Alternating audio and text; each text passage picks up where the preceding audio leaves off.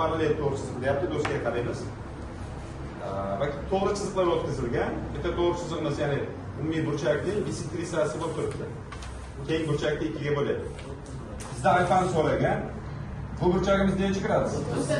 Demak, bizga qaysi shart majilda? Ichki almashuvchi burchaklar. Bissektrissiya bo'lgani uchun 30 gradus bo'lyapti. Endi bitta qoida bor.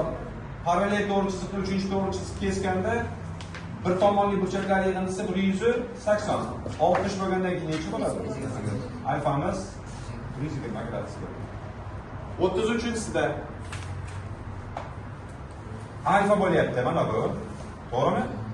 Buni nima deb ketaman? 60 bo'lsa, bu necha gradus bo'ladi ikkalasi? 60 bo'ladi. Nimaga? Yo'q, gap bunday emas. Qarang, parallel to'g'ri chiziq D1 bilan D3 ni 3-to'g'ri chiziq kesganda ichki bir tomonli burchaklar yig'indisi 180 gradus edi. Bu 60 edi, demak bu 120 bo'lishi kerak. 120 bo'lgandan keyin bissektrissiyamizda 60 bo'ldi. Endi bu bilan bu parallelmi? Bu bilan bu parallel bo'lgandan keyin bir burchagi necha gradus bo'ladi? 120 gradus. Tushunarli bo'ldi. Oddiyligi shu yerda.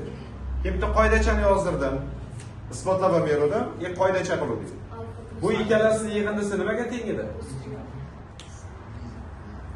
Tushunarli bo'ldi? Demak, x bilan 130 ning yig'indisi nechaga teng ekan? Unaqa to'g'ri kelmayapti-ku.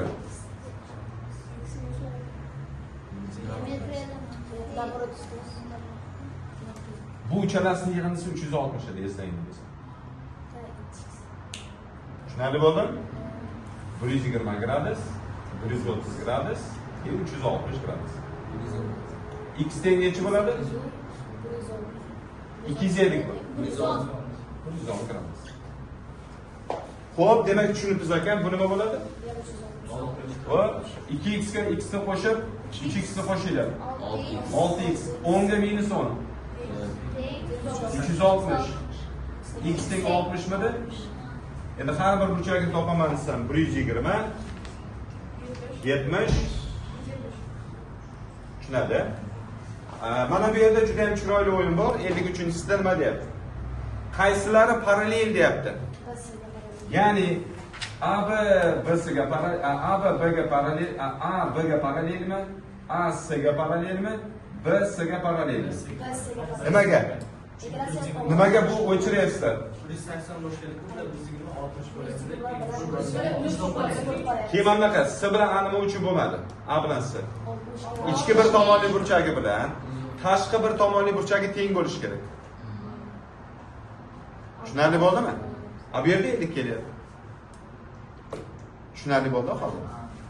Nima uchun aynan B bilan S degan savol? Demak, birisi to'g'ri. Navbatdagi mana misolga qaytayotgan bo'lsak, shuni o'tkazib olaman. Bu necha?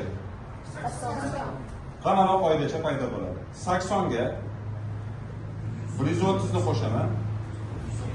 Alfa ni qo'shaman. 360 ga teng. Alfa teng necha? 150 mi?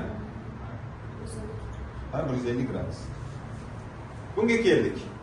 Ya buni 58. Bor. So'z bilan aytilyapti, A to'g'ri chizig'ida AB yotibdi, B to'g'ri chizig'iga A uchidan AD, AC burchaklar kesmalar o'tkazildi. AD S ni toping degan, AC D ni toping degan. Ya'ni mana alfa bilan beta ni toping deyapti. Berildi, bittasi 60 gradus, BAD DAC esa 20 gradus. Alfa nimaga teng?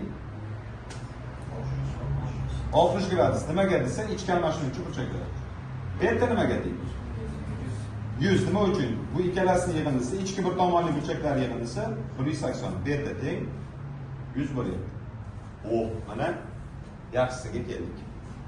Buni ma'nosi nima desa, agar sal aqlli ish qiladigan bo'lsak, ko'p narsani hal qilishimiz mumkin. Ya'ni davom ettiryapman. Bu necha gradus? 150 gradus. Shundaymi? Qanaqa o'yin bor? Chicago, o'sha 152 bo'lsa, Nimaga mana 150 ga 2 ga bo'ladi? 150 bo'lmaydi-da. 600 bo'ladi. Qayerdan bildik? 70 ga 2 ga bo'lyaptimi? Qayerdan bilding? Parallel emas, bular 70 ga 2 ga bo'lish. Bu yerda salgina boshqacharoq ishlashimiz ham mumkin. Qanday degan savollaringga mana davom ettirib yuborsalaring, bu burchagimiz necha gradus? 110 gradus bo'lyapti. Bu 30, bu 110, to'g'rimi? Bu necha gradus bo'ladi? 40 bo'lyapti. Endi mana burchagimiz necha bo'ladi? 40 bo'ldi. 20 bo'ladimi? Bu 70 edi. Bu necha bo'ladi endi? Ichki burchaklar yig'indisi alfa 7 ga teng bo'ladi. Foydasi bor, foydasini o'zlaring chiqarib olsalaring bo'ladi. Buni o'zlaring aytinglar, nima ish qiladi? Yerda nimadir bo'lish kerak, ikkita noma'lum bo'lib qoldi, ko'rib olinglar-da. Men xato ko'chirdim shekilli. Joydami? X taqsim y teng 1 taqsim 2 edi. Qani, yozilgan. Taqsim y teng 1 taqsim 2. Mana y midi? Y mana. Y taqsim x, x taqsim y teng 1 taqsim 2. Bu degani y'imiz nimaga teng ekan? 2x.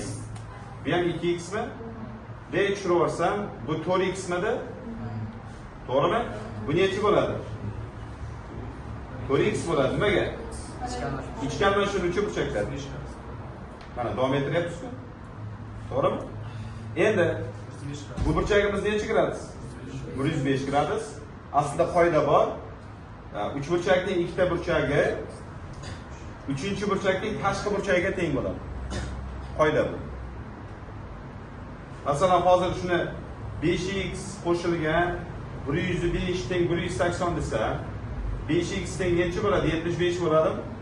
O'zi tayyor turibdi mana. Endi 5x teng 75 da x ni topsak necha bo'ladi? Ha? 15 gradus.